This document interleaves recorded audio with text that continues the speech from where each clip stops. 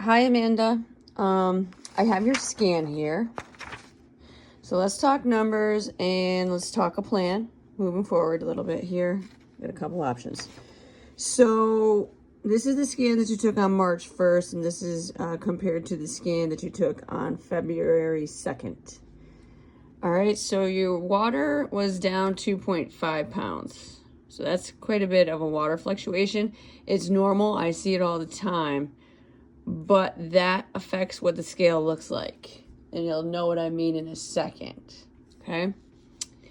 So you lost 1.4 pounds of dry lean mass, which is significant muscle loss, which I don't love at all. It's almost 1.5 pounds of muscle cells. That's a lot. So we got to do something about that. Okay, so your lean body mass went down 3.7 pounds. 2.5 of that is a water fluctuation.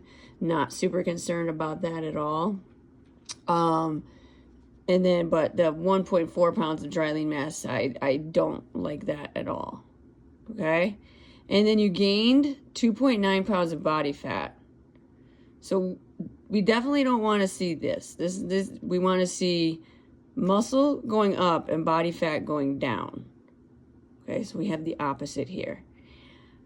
I can't imagine that it was all the trip. The trip could have contributed to this some, but not all of it.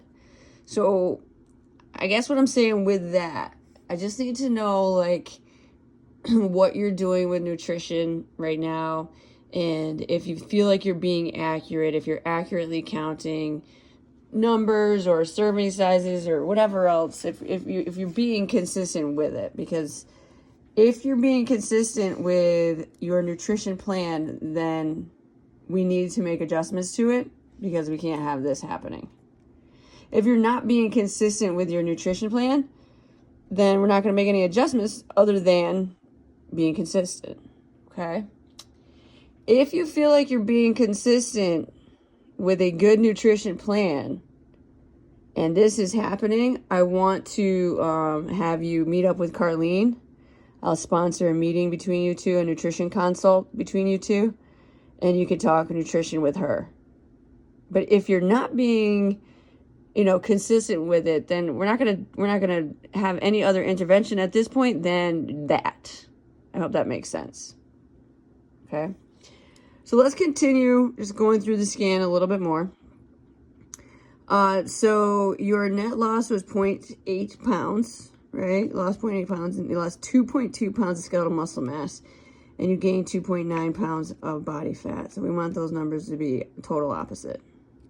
You still do have a decent amount of muscle. I'm not necessarily worried about that. You're still at about the 118th percentile for your gender and height. But again, we want to see muscle go up and body fat go down.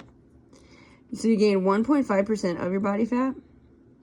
Your right arm, you lost 3% of your ability to support your body weight. Left arm, you lost 2.5% ability. Trunk, 2%, and your right leg, 0.9%. And then you gained 0.2% ability to support your body weight, which is not that significant, but it happened. And then the scan was recommending 46.7 pounds of body fat loss, and now that is 50.7, so it's up 4 pounds. So this scan is like really all over the place. Okay. Right arm, where did you gain body fat? 0.2 pounds on each arm, 0.9 pounds on your trunk, 0.7 pounds on your right leg, and 0.4 pounds on your left leg. And your visceral fat levels went up 1 level as well. So again, I can't imagine that the trip made the scan this wacky. It could have. I'm not sure if you had your period or if you're getting your period, but that can also make the scan very wacky too. Or if it's just, the nutrition plan that you're executing right now is not right for you, or you might not be executing a nutrition plan, and we need to get on that. So let me know if you have questions.